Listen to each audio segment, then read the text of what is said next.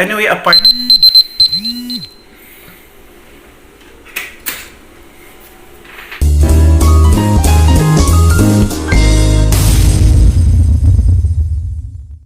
Good day mga kabayan! Welcome back to my channel at welcome sa pinakaunang episode ng ating Buhay Don Chef Mode On.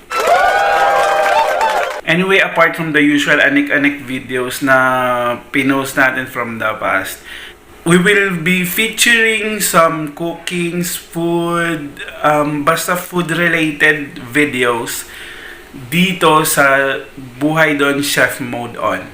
Wala na tayong patumpik-tumpik for today mga kabayan. Ang gagawin natin is carrot cake. And not just a simple carrot cake dahil it takes some more patience sa paggagawa nitong version na to. Kasi ang gagamitin nating pangluto, instead of an oven, gagamit tayo ng rice cooker. Okay, so it may take some time, but subukan natin. We will try to get some feedback sa aming chef. He's an Indian pastry chef. So later on, pag naluto na siya, ipapatikim natin sa kanya. Then we'll get some feedbacks. Okay? Tara, gawin na natin. Ayan. So for this recipe mga kabayan, we'll be needing 2 cups of grated carrots, 2 cups of flour, 3/4 cups of vegetable oil, 1 cup of sugar, 1 cup of walnut or kahit anong nuts, 1/4 cup of yogurt, half a teaspoon of salt, 1 teaspoon of baking soda, 2 teaspoons cinnamon powder, and 3 pieces of eggs, and finally, 2 teaspoons of vanilla extract. Okay, tara, gawin na natin. First thing to do mga kabayan is to mix our dry ingredients. Pour in our flour, then our salt, baking soda, and cinnamon powder. Haluin lang siya ng maigi.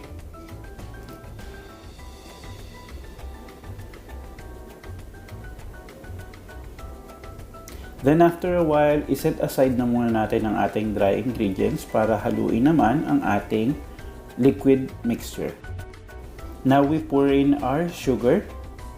On this part mga kabayan, malamang magtataka kayo bakit ang asukal is nakahalo sa liquid ingredients. So I prefer to do this one para at least ma-mix ng maigi yung sugar at matunaw.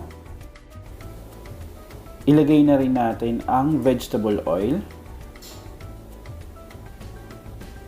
Then ang ating 1/4 cup of yogurt. Haluin lang natin siya ng kaunti, then later on, isa-isa nating ilalagay yung mga itlog. Now this time, we will crack your eggs. Joke lang. Ayan. So, bibiyakin na natin yung itlog, then ihahalo. But, syempre, oh no! Huwag niyong isasama yung balat. Okay, huwag niyong gagayahin yan. Then, after mailagay yung isang itlog, haluin lang ulit.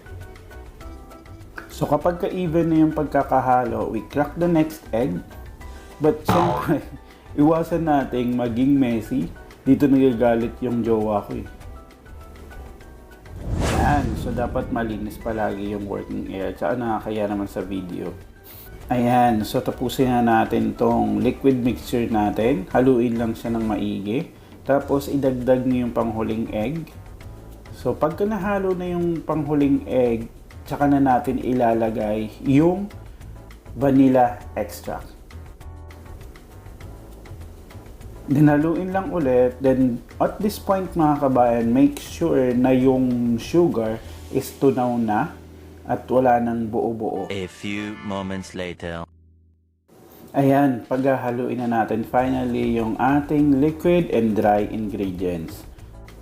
At this point mga kabayan, better kung meron kayong mixer or kung wala naman, pwede namang wire whisk. And kung wala pa rin wire whisk, tinidor, pwede ng tinidor. Basta make sure na mahalo lang siya ng maigi para at least hindi siya butas-butas pagka naluto.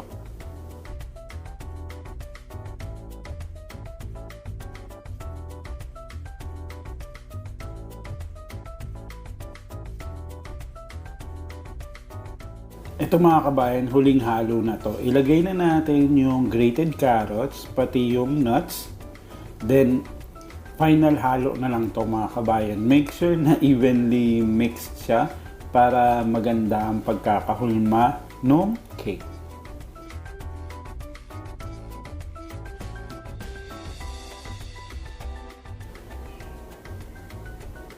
Now, lagyan natin ng oil yung pan. Saka natin ilagay yung butter.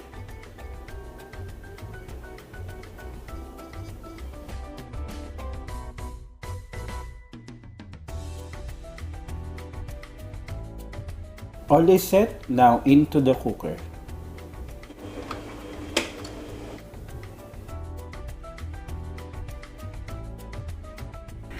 Now mga kabayan, ito yung tricky part.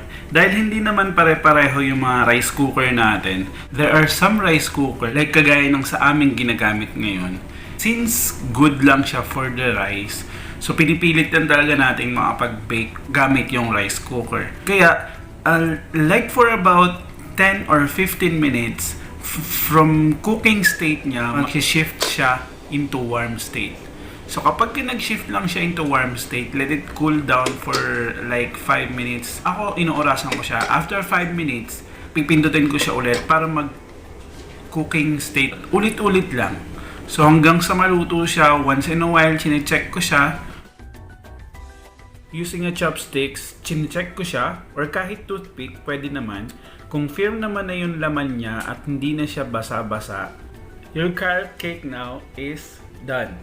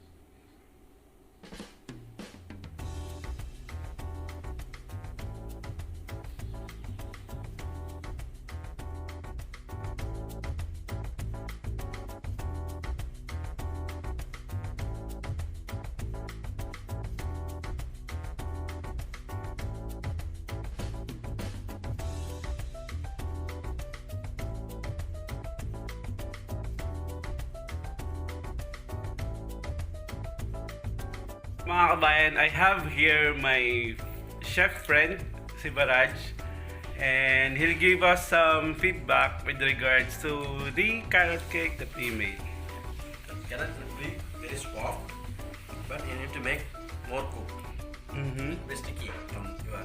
Okay. That is more baked because we don't have oven. That's why. Yeah. From the oven it will be good. So if we use the oven, Yeah, it'll be more better. Yeah, it's Okay. nice. Thank you. But with regards to the taste, how was the yeah, taste? nice, no? Oh, wow. Very nice. Wow, good to hear that. Yeah. Yeah, it is already, it is Rice made cooker from is the rice okay. cooker. It's better. If you make same this one in the oven, it will be very nice. Thank you so Yeah. much. You're welcome. Thank you for the good feedback. So that's it. You heard it from the chef na masarap. Oh no! Na masarap yung niluto natin.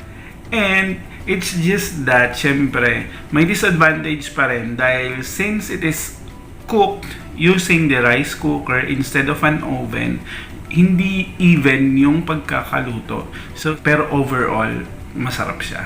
Ako rin eh. Natikman ko rin eh. Sarap eh. So, ayun. That's it mga kabayan.